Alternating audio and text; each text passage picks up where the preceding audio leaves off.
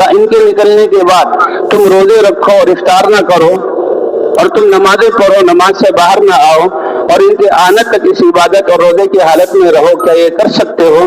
یا رسول اللہ نہیں کر سکتے۔ کہا کر بھی لو تب بھی ان کی اجر کے 10ویں حصے کو نہیں پہنچ سکتے۔ خوش قسمت ہے وہ لوگ جو اس میدان سے اللہ کی راہ میں جا رہے ہیں، ان کے اجر کا تو کچھ کہنا نہیں۔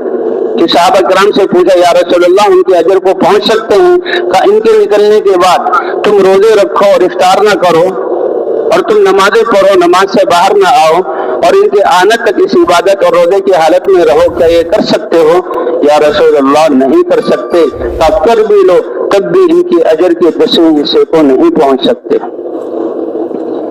اللہ کے راستے میں نکلنا تو اتنی بڑی بات کہ حضور صلی اللہ علیہ وسلم نے غزوہ موتا کے موقع پر اپنے قریب کے اور گھر کے لوگوں کو اور دل کے قریب ان کو اللہ کے راستے میں روانہ کیا اور شہادت کی خوشخبری سنائی کہ یہ موتا کا روم سے لڑنے کے لیے ایک واقعہ ہوا تھا، اس کے لیے لشکر تیار کیا جا رہا ہے۔ پہلا یہ لشکر ہے، اس کے سب سے پہلے زید بن حارثہ کہ جن کو حضور صلی اللہ علیہ وسلم نے اپنا منہ بولا بیٹا بنایا تھا اور جن کے بیٹے حضرت اسامہ سے حضور کو کتنی محبت تھی، اپنی بیماری کی حالت میں لشکر کو روانہ کیا اور اسامہ کو اس کا امیر بنایا، حالانکہ ان کی بالکل نوجوان بچے تھے، وہ بڑے بڑے صحابہ ان کی امارت میں، اور حضور صلی اللہ علیہ وسلم نے لشکر کو روانہ فرمایا۔ یہ اسامہ سے محبت کی نشانی، اور یہ زید بن حارثہ فرمایا زید بن حارثہ اس لشکر کا امیر ہوگا، اگر وہ شہید ہو جائے تو شہادت کی خوشخبری حضور صلی اللہ علیہ وسلم سنا رہے ہیں، تو پھر جعفر ابن ابی طالب کو امیر بنایا جائے، اور جعفر ابن ابی طالب حضور کے چچا ابو طالب جیسے آپ کی مدد کرنے والوں کے بیٹے اور آپ کے داماد حضرت علی کے بھائی یہ ابو جعفر، اور ابھی یہ حبشہ سے ہجرت کر کے آئے ہیں، اور خیبر کے موقع پر آپ کو پتہ لگا ہے، آپ نے فرمایا صحابہ میں بتا نہیں سکتا کہ خیبر جیسے دشمنوں کی قلعے کے فتح ہونے کی خوشی زیادہ ہے یا میرے بھائی جعفر کے آنے کی خوشی؟ یا رسول اللہ اس کا تقاضا تو یہ ہے کہ جب جعفر نے آپ سے دوری میں حبشہ میں ہجرت کا وقت گزارا، دوری کا وقت گزارا، پردیسی پن کا وقت گزارا، اس کو اپنے سامنے رکھیں، لیکن نہیں، اللہ کا پیغام پہنچانا اتنا عزیز ہے اور اتنا اہم ہے اور انسانیت کی ہمدردی والا ایسا کام ہے کہ اپنے پاس رکھنے کے بجائے اے ابو جعفر تم امیر ہوگے، اور فرمایا جعفر بھی شہید ہو جائے، 28 سال کی عمر ہے، پھول جیسے بچے ہیں، جوان بیوی ہے اور ابھی مدینے میں آئے ہیں، انہیں تو رہنا چاہیے تھا، اے جعفر تم بھی جاؤ، اور تم جب شہید ہو جائے، جعفر جب شہید ہو جائے تو اس کے بعد ابن رواحہ کو امیر بنا لیا جائے۔ اور جعفر کیسے شہید ہوئے کہ جب وہ میدان میں اترے تو میدانوں کی اور سامنے دو بدو ہتھیاروں سے لڑائی، اس کا دار و مدار جھنڈے پر ہوتا تھا کہ آدمی تو قد برابر ہے، آگے کیا ہو رہا نظر نہیں آتا، کس طرف چلنا کس طرف نہیں چلنا، اس کا دار و مدار جھنڈے پر، جھنڈا ابو جعفر رضی اللہ تعالیٰ نے تھاما ہوا ہے اور آگے کی طرف بڑھ رہے ہیں، پیچھے لشکر جہاں جھنڈے کو دیکھ کر دائیں طرف مڑنا، بائیں طرف آگے بڑھنا، یہ حرکت کر رہا، پورے جنگ کا دار و مدار اس جھنڈے کی نقل و حرکت پر ہے۔ کافروں نے ان کا ایک ہاتھ کاٹا تو آپ جعفر نے دوسرے ہاتھ میں لے لیا، کافروں نے دوسرا ہاتھ بھی کاٹ دیا، دونوں ہاتھوں کو ملا کر سینے سے لگا دیا، حتیٰ کہ ان کے جسم کے 2 ٹکڑے کر دیے گئے، اور اللہ کے رسول یہ منظر بیان کر رہے ہیں اور رو رہے ہیں۔ جعفر بھی شہید ہو جائے تو ابن رواحہ کو امیر بنایا جائے۔ حضرت ابن حارثہ مہاجرین میں سے، حضرت جعفر ابن ابی طالب یہ جو ہے مہاجرین مکہ والوں میں سے، حضور کے چچا بھائی بالکل نوجوان 28 سال کی عمر کا یہ بھی شہید ہو جائیں تو ابن رواحہ یہ مدینہ والوں میں سے۔ یعنی اللہ کے راستے میں انسانیت کی ہمدردی کے لیے نکلنا کتنا بڑا عظیم ہے اللہ اور اللہ کے رسول کے ہاں۔ تو جمعے کا دن تھا روانگی کا، تو حضور صلی اللہ علیہ وسلم نے ہدایت دے کر روانہ کیا، صحابہ صبح کو روانہ ہو گئے۔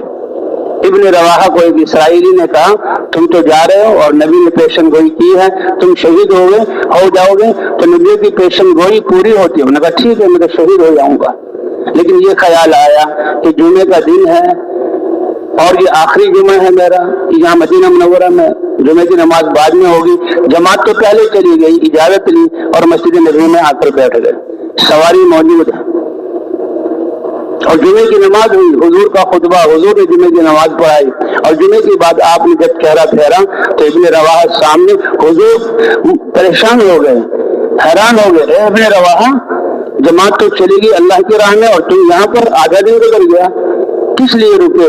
तो कितना बेहतरीन जवाब दिया, लिउजम्मिअ मअका या रसूल अल्लाह, ए अल्लाह के रसूल ये जुमा यहाँ पर आखिरी, तो आपके पीछे जुमा पढ़ने के लिए रोका। तो हुजूर ने कोई खुशी का इजहार नहीं फरमाया, फरमाया आधा दिन पीछे रह गए। जी हाँ, तो फरमाएं, और वो आधे दिन पहले निकल गए अल्लाह के रास्ते, वो पैदल चले हैं। जंग तो 1 साल बाद, 1 महीने बाद होनी है, वो तो बहुत सैकड़ों मील दूर है वो जगह, और इन्होंने शाम को उनसे मिल जाना है।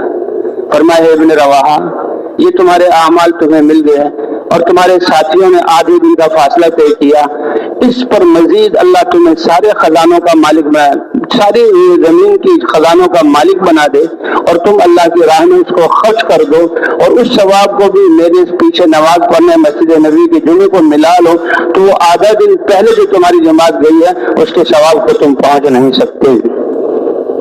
ये अल्लाह का रास्ता इतना कीमती है। साहबा जाते हुए रात का वक्त है, या रसूल अल्लाह ये रात हम मदीने में गुजार लें या अल्लाह के रास्ते में जाएं? अंधेरा है और रास्ते नाहमवार हैं और तरह तरह की मुश्किलात और झाड़ झंकाड़ हैं, और जो है जो रास्ते के सांप बिच्छू और खतरनाक चीजें हैं। क्या हम रात रात सुबह की रोशनी में चलें? आसान होगा सफर, या रात ही को? अल्लाह के रसूल ने हुक्म नहीं दिया बल्कि तरगीब दी। फरमाए मेरे सहाबा, क्या तुम ये नहीं चाहते कि तुम्हारी ये रात भी जन्नत के बागों में से किसी बाग में हो? फौरन मंशा समझ गए, उसी वक्त अल्लाह के रास्ते में निकल गए। तो भाई निकलने वालों क्या कहना। अब वापस जाने वाले भी अपने आप को हुजूर की मेहनत वाला और जो है इंसानियत का जिम्मेदार समझ कर वापस जाएं, तो ये भी खैरों बरकतें लेकर वापस जाएंगे। अब क्या है कि हमारी जिंदगी का मकसद उम्मत को इस पर लाना है। हर मुसलमान, अपनी जात से लेकर हर मुसलमान को हुजूर की मेहनत पर, कितनी आसान मेहनत है कि सबसे पहले दावत देना, अल्लाह की तरफ रुख फेरने के लिए मखलूक से खालिक की तरफ बुलाना, असबाब से आमाल की दावत देना, दुनिया से आखिरत की तरफ। भाई कोई मजलिस ऐसी ना हो जिसमें हम बैठे, जिसमें हम अल्लाह की बड़ाई और वहदानियत को बयान न करें। भाई करेंगे इंशाअल्लाह, उस जात के अलावा है कौन? लोग दुनिया की तारीफ कर, नहीं भाई नहीं, ये सब कुछ बनाने वाले अल्लाह, जो बनाने वाला है वो ज्यादा बड़ा है। कौम आज को अपनी ताकत का नशा लगा और वो उसमें जो है मस्त हो गए, और उनका नारा था मन अशद्दु मिन्ना कुव्वा, हमसे ज्यादा ताकतवर कौन है? अल्लाह के नबी ने समझाया कि देखो, जिसने अदम से वजूद देकर इतना बड़ा जिस्म तुम्हारा बनाया, कायनात को मुसख्खर किया, क्या तुम्हारी अक्लें नहीं मानती कि वो तुम सबसे बड़ा है? तो भाई अल्लाह की बड़ाई ये हमारी जिंदगी का ये जुज़ है। ये जुबान अल्लाह ने दी इसलिए, ये कान इस अल्लाह की अजमत को सुनने के लिए। तो कोई मजलिस ऐसी ना हो कि जिसमें हम अल्लाह की बड़ाई को बयान ना करें और आमाल से जो है होने को ना बतलाएं। कितनी आसान जिंदगी। आमाल क्या है कि ईमान की बुनियाद पर अल्लाह की जात से मोहब्बत करते हुए अपने जिस्म को अल्लाह के हुक्म के मुताबिक इस्तेमाल कर लो। उसके लिए दुनिया की किसी चीज के ज्यादा कम करने की जरूरत नहीं। बादशाह है अपनी बादशाहत में, मालदार ताजिर है अपनी तिजारत में, जमींदार है अपनी जमींदारे में, और फकीर से फकीर है वो अपने फकर में, या अल्लाह के अहकाम को पूरा कर ले।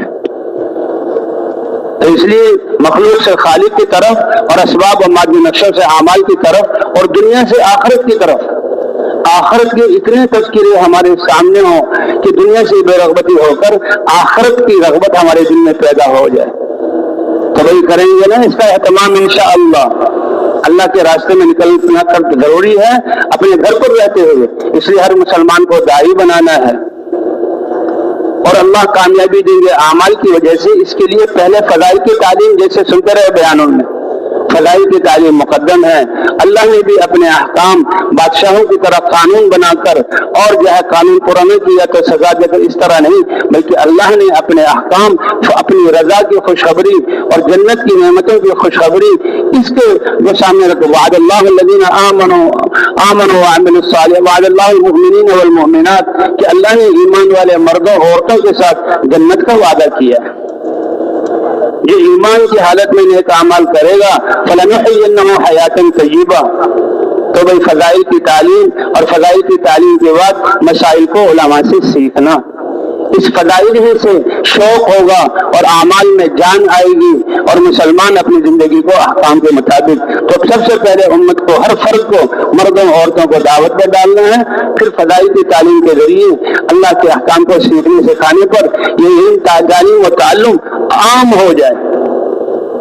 और उसके बाद क्योंकि अल्लाह ने इबादत के लिए पैदा किया, सबसे पहले यह इबादत, सबसे बड़ी इबादत नमाज की इबादत है कि जिसने अल्लाह के घर में 10 मिनट की नमाज में अपने सारे आदा को अल्लाह का हुक्म का पाबंद कर लिया, तो अब जब ये आदा अल्लाह के हुक्म के पाबंद हो गए तो ये ताजिर जब भी तिजारत में जाएगा तो तिजारत में अल्लाह के अहकाम को पूरा करना आसान होगा।